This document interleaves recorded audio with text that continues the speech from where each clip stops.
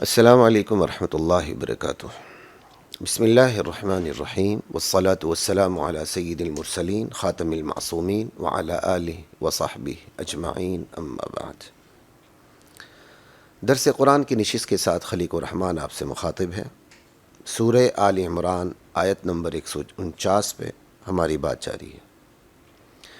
گزشتہ نشست میں حضرات جو بات ہوئی تھی آپ کے سامنے وہ یہ تھی، یا ایھا الذین آمنو، اے وہ لوگو جو ایمان لا چکے ہو، ان تطیعوا الذین کفروا، اگر تم لوگوں نے کافروں کی اطاعت کی تو یردوکم علی اعقابکم فتنقلبوا خاسرین، تمہیں یہ تمہارے ایڑیوں کے بل پلٹا دیں گے، مرتد بنا دیں گے اور تم خسارہ اٹھاتے ہوئے واپس پلٹو گے۔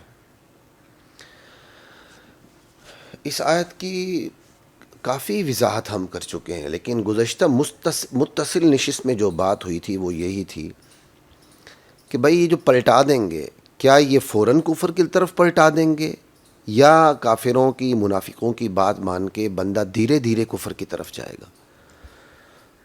تو ناظرین، شاید آپ کو یاد ہوگا اور یاد رکھنا بھی چاہیے، میں نے بات یہ کی تھی کہ اس آیت کو مطلق رکھیں، بس تمہیں پلٹا دیں گے۔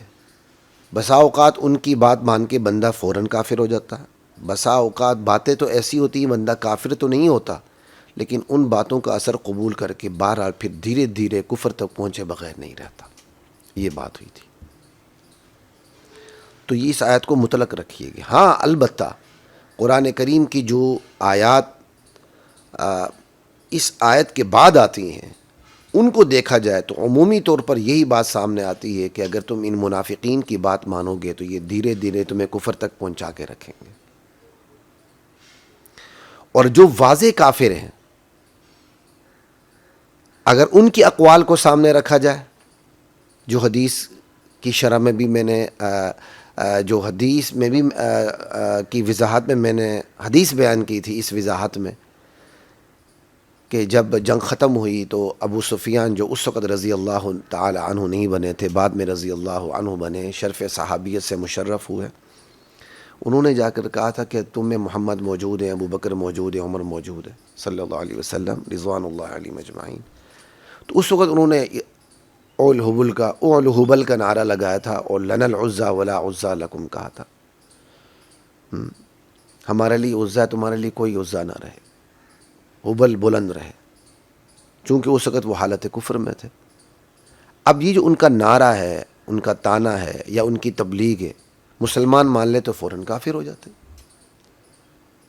اگر اس کو دیکھا جائے تو پھر فوراً کفر آتا ہے، لیکن یہ جو میں نے آیت پڑھی، اس آیت کے بعد کی جو آیات ہیں جس میں منافقین کے گلے شکوے اور عجیب عجیب قسم کی شکوک و شبہات، تانے موجود ہیں، ان کو دیکھا جائے تو عمومی طور پر یہ بات سامنے آتی ہے کہ اگر ان منافقین کی شبہات پر اگر کان دھرے جائے تو پھر دھیرے دھیرے کفر کی طرف جاتا ہے، کیونکہ منافقین تو کفر کو چھپاتے تھے، وہ اپنے افعال کو بھی احتیاط سے اپنے قدم اٹھاتے تھے، اپنے اقوال میں بھی بہت احتیاط کرتے تھے، پھر کہیں جا کے جوش میں آ کے وہ بے احتیاطی بھی کر جاتے تھے اور ان کا کفر بالکل بے پردہ، بے حجاب اور بے نقاب ہو کے بھی سامنے آ جاتا تھا۔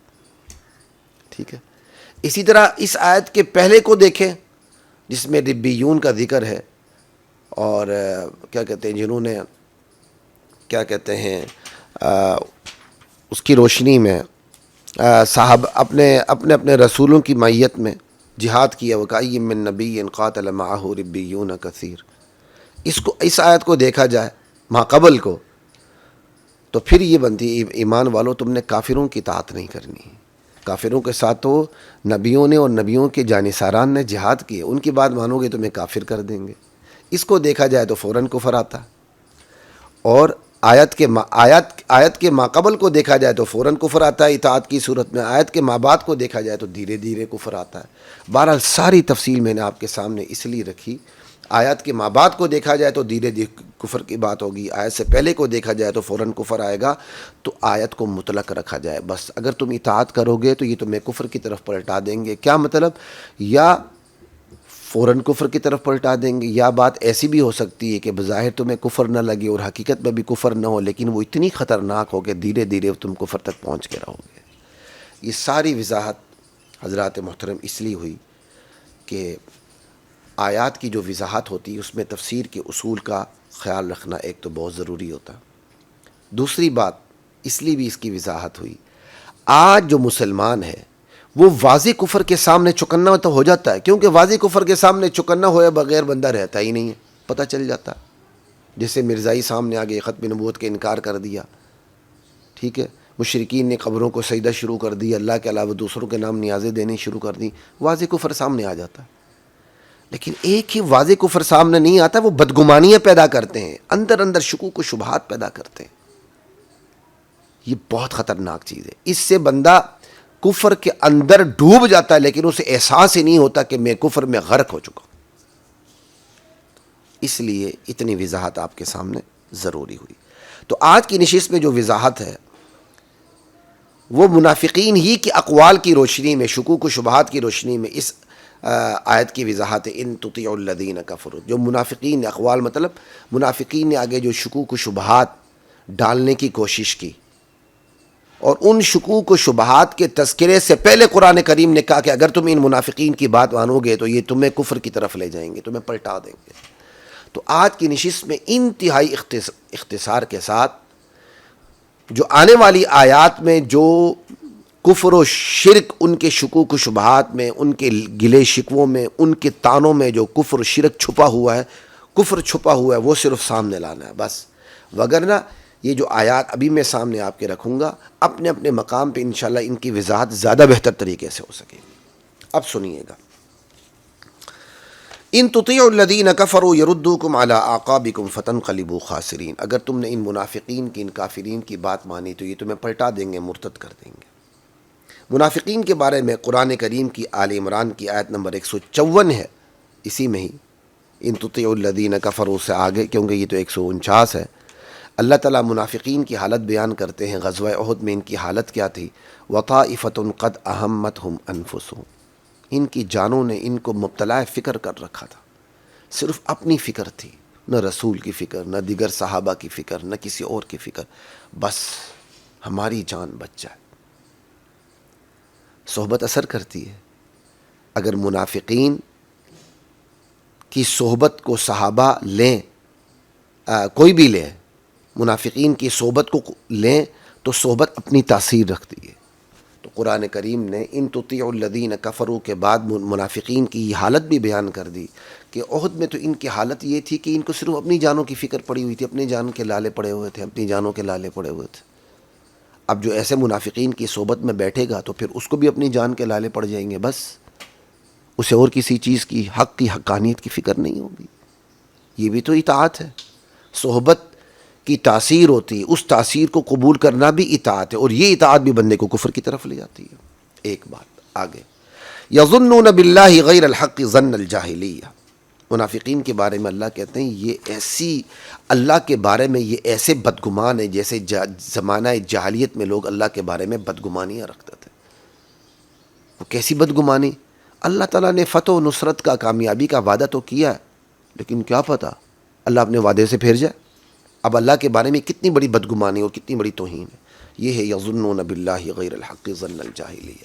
منافقین جو اپنے آپ کو مسلمان کہتے تھے، اپنی کیا کہتے ہیں، یہ گمان رکھیں اور اس گمان کو لوگوں کو بتاتے پھریں، جو ان کی صحبت میں بیٹھیں ان کے سامنے ان گمانوں کو ظاہر کریں کہ اللہ بھی اپنے وعدے سے پھر سکتا ہے. تو کیا اس کے اثرات مسلمانوں پر مرتب نہیں ہوں گے؟ یہ تو سیدھا سیدھا کفر. آگے چلتے ہیں. اسی آیت نمبر 154 کے اندر منافقین کہتے تھے حل لنا من الامر من شیء، ہمارے لیے فتح اور نصرت نام کی کوئی چیز نہیں، ہمیں کوئی کامیابی نہیں ملنی. انا للہ و انا الیہ راجعون. دین کہتا ہے تمہیں فتح ملے گی، نصرت ملے گی، اللہ کی طرف سے مدد ملے گی، اگرچہ فتح و نصرت کے اپنے شرائط ہیں، ضوابط ہیں، وہ انشاءاللہ بات ہوگی آگے جا کے. اور یہ کہتے ہیں حل لنا من الامر من شیء، الامر سے مراد یہاں فتح لے، ہمارے لیے کوئی فتح و نصرت نہیں. استفہام انکاری ہو گیا. اب منافقین یہ کہتے تھے کہ ہمیں تو فتح ملنی ہی نہیں. سیریس، کیا اس کے اثرات مجاہدین پہ نہیں پڑیں گے؟ لا الہ الا اللہ. اور آگے حل لنا من الامر من شیء، اسی کو استفہام کو استفہام ہی پہ رکھیں، انکاری نہ بنائیں. ٹھیک ہے، باوجود کہ اللہ کے نبی کہتے تھے کہ تمہاری مدد اللہ کی طرف سے ضرور ہوگی، کہتے تھے کیا اللہ کی مدد آئے گی، فتح ملے گی؟ وہ نفاق ان کو مجبور، کیونکہ نفاق نے ان کے اندر تذبذب پیدا کیا، شکوک پیدا کیے ہوئے تھے۔ نفاق ایک مرض ہے نا، تو پھر الامراض ہے، پھر یہ بیماریاں پیدا کرتا چلا جاتا ہے، یقین کا خاتمہ کرتا، یقین تو بونے ہی نہیں، یقین کا بیج بونے ہی نہیں دیتا نفاق۔ تو جا کے نبی علیہ السلام سے کہتے تھے ہمیں فتح ملے گی، یہی جا کے صحابہ نہیں جاتے تھے، یہ جا کے کہتے تھے۔ صحابہ کو جو وعدہ تھا وہ ایک ہی دفعہ کافی تھا ان کے لیے۔ پھر حل لنا من الامر من شیء، الامر سے مراد عزت، ہماری تو کوئی عزت و وقت ہی نہیں ہے، ہمارا تو مشورہ ہی نہیں مانا جاتا، ہمارا مشورہ مانا جاتا تو ہم یوں قتل ہوتے۔ انا للہ و انا الیہ راجعون، حل لنا من الامر من شیء، ہمارا تو مشورہ ہی نہیں، ہماری تو کوئی عزت اور وقت ہی نہیں، ہمارا کوئی اختیار ہی نہیں، ہماری رائے کو کوئی اہمیت دینے کے لیے تیار ہی نہیں۔ انا للہ و انا الیہ راجعون۔ اب یہ مسلمانوں کے درمیان یہ کہتے پھرنا آپ دیکھتے نہیں ہیں، خصوصاً مدارس والے دیکھیں، محلے میں کوئی منافق ہونا آتا جاتا ہے، وہ مدرسے کی مخالفت کرتا رہتا ہے، ہمدردی کے بول بھی بولتا ہے لیکن آگے سے بکواسات بھی کرتا جاتا ہے، تو پھر مدرسے والے کتنے چوکس ہو جاتے ہیں اس محلے کے منافق کے حوالے سے۔ یہ منافقین سب سے زیادہ کیا کہتے ہیں ایذا رسانی کا کام کرتے ہیں۔ اب دیکھنا حل لنا من الامر من شیء، ہماری تو کوئی وقت ہی نہیں، ہماری تو کوئی عزت ہی نہیں، ہمارا مشورہ ہی نہیں مانا گیا، ہم تو چاہتے تھے مدینے کے اندر بیٹھ کے لڑائی ہو، اندر ہی رہ کر لڑائی ہو، میدان میں آ کے تو ہمیں نقصان ہوگا، ہم تو پہلے ہی یہ کہتے تھے۔ اب کتنے بدترین اثرات اس کے مرتب ہوں گے۔ اب یہ وہ بدگمانی ہے جو صحابہ کے بارے میں بھی ہیں، رسول اللہ کے بارے میں بھی ہیں، خود اللہ کے بارے میں بھی ہیں۔ کچھ بدگمانیاں براہ راست کفر ہیں، کچھ بدگمانیاں دھیرے دھیرے کفر تک پہنچا دیتی ہیں۔ آگے اسی آیت کے اندر لو کان لنا من الامر شیء ما قتلنا ہاہنا، ہماری بھی کوئی عزت ہوتی نا تو ہم یہاں یوں مارے نہ جاتے، ہم تو کیڑے مکوڑے ہیں اللہ کے ہاں، ہماری کوئی عزت ہی نہیں۔ اب یہ اللہ پر کتنا بڑا حملہ ہے، یہ اللہ پر کتنا بڑا حملہ، ہماری تو کوئی عزت ہی نہیں، ہم تو اللہ کے ہاں کیڑے مکوڑے ہیں۔ بھائی ہماری بھی کوئی عزت ہوتی تو یوں ہم یہاں قتل ہوتے۔ یا لو کان لنا من الامر شیء ما قتلنا ہاہنا، ہمارا مشورہ مان لیا جاتا، مدینے کے اندر بیٹھ کے لڑائی ہوتی تو ہم کیوں یہاں کوئی قتل ہوتے۔ ان سب کے جوابات انشاءاللہ اپنے جب آیات کی تفسیر ہوگی تو آئے گی۔ یہاں میں نے اتنا ہی کرنا ہے جو آپ کو بتا دیا کہ ان منافقین کی اگر باتوں پر دھیان دو گے یہ تمہیں کفر تک پہنچائے بغیر دم نہیں لیں گے۔ بس اس نقطے کو سامنے کریے، یہ ساری تشریحات آپ کے سامنے کر رہا ہوں۔ لو کان لنا من الامر شیء ما قتلنا ہاہنا، اگر فتح، نصرت، کامیابی نام کی کوئی چیز ہوتی تو ہم یہاں مارے نہ جاتے، ہمیں کوئی فتح نہیں ملنی۔ اب یہ کس کی تکذیب ہو رہی ہے؟ اللہ نے کہا فتح ملے گی، وہ شروع ہے فتوحات کی، یہ تو نہیں کہ مسلمان بس اسلام قبول کر لے فتوحات شروع ہو جائے، ایسا تو نہیں ہوتا۔ اب انہوں نے فتح کا انکار کر دیا، اگر ہمارے لیے کوئی کامیابی ہوتی ہم یوں نہ مارے جاتے، یہ اللہ کی تکذیب بھی ہو گئی۔ پھر اللہ کی خبر رسول اللہ نے دی، نعوذ باللہ رسول اللہ کی تکذیب بھی ہو گئی۔ انا للہ و انا الیہ راجعون۔ اب یہ باتیں کتنی مضر ہیں ایمان کے لیے۔ لو کان لنا من الامر شیء ما قتلنا ہاہنا۔ آگے آیت نمبر 156 کی طرف چلتے ہیں، وہاں لکھا ہوا ہے لو کانوا عندنا ما ماتوا وما قتلوا، یہ ہمارے بھائی جو احد میں قتل ہوئے نا، یہ ہمارے پاس ہوتے تو یہ مارے نہ جاتے، قتل نہ ہوتے۔ ایک تو یہی گندا عقیدہ کہ ہمارے پاس ہوتے تو مارے نہ جاتے، کیا پاس ہونے سے موت نہیں آئے گی؟ دوسرا یہ عقیدہ بزدلی کا ذریعہ، میدان جہاد میں نہ جاتے تو مارے نہ جاتے، بندہ بزدل ہو جاتا ہے۔ تیسرا یہ اگر یہ ہمارے پاس ہوتے تو مارے نہ جاتے، یہ تقدیر کے منکر ہیں۔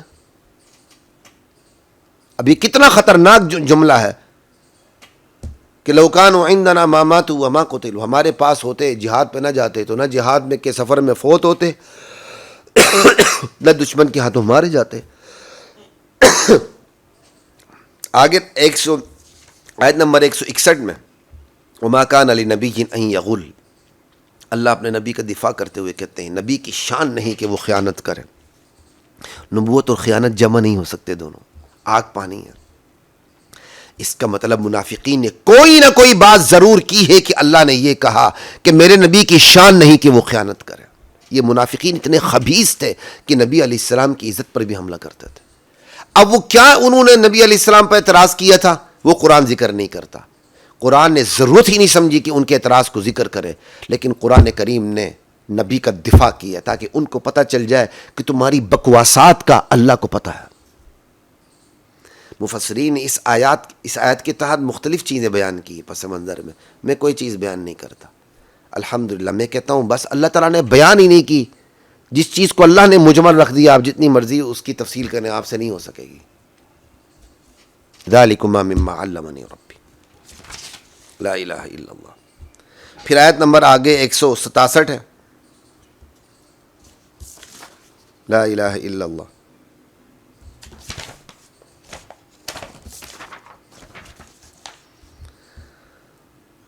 لو نعلم قتالا لاتبعناکم. منافقین نے کہا اگر یہ کوئی غزوہ جو احد ہوا، یہ جنگ ہوئی، یہ کوئی ڈنگ کی جنگ ہوتی نا ہم ضرور شرکت کرتے. کہاں دشمن 3000، کہاں تم چند سو. یہ کوئی جنگ ہے؟ یہ کوئی ڈنگ کی جنگ ہوتی تو ہم ضرور شرکت کرتے. یہ مسلمانوں کی وزڈم پہ حملہ، نبی علیہ السلام کی فراست پر حملہ، اور پھر صحابہ نے جو نبی علیہ السلام کی دعوت جہاد پر لبیک کرتے ہوئے کفار کا مقابلہ کیا، یہ صحابہ کے لبیک پر، صحابہ کی اطاعت پر حملہ. مولانا حسین علی کہتے ہیں یہاں لو نعلم قتالا لاتبعناکم، کہ تو جہاد ہی نہیں، تو ظلم ہو. وہ مطلب منافقین، مولانا حسین علی کی رائے یہ کہ وہ کہتے تھے کہ منافقین یہ کہتے تھے کہ یہ جہاد ہی نہیں، یہ تو ظلم اور خونخواری ہے. بھائی جہاد ہوتا تو ہم ضرور شرکت کرتے.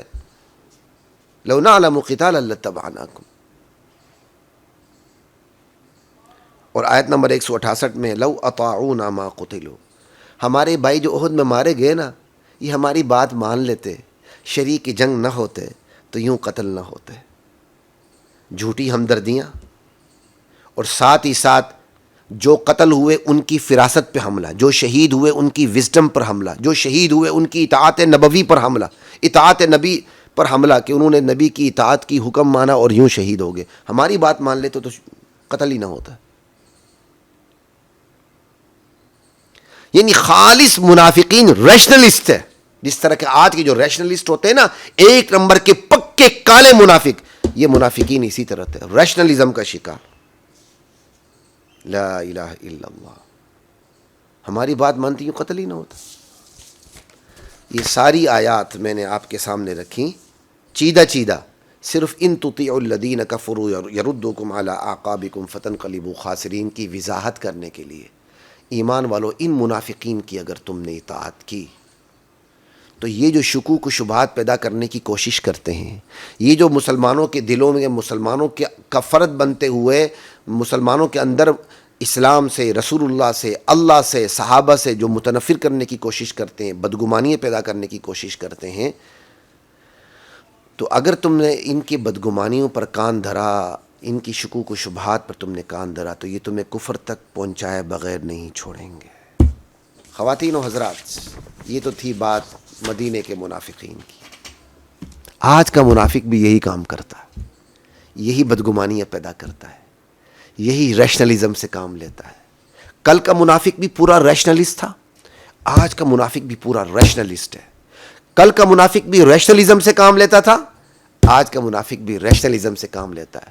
کل کا منافق بھی نبی کے بارے میں، اللہ کے بارے میں، صحابہ کے بارے میں بدگمانیاں پیدا کرتا تھا، شکوک و شبہات پیدا کرتا تھا.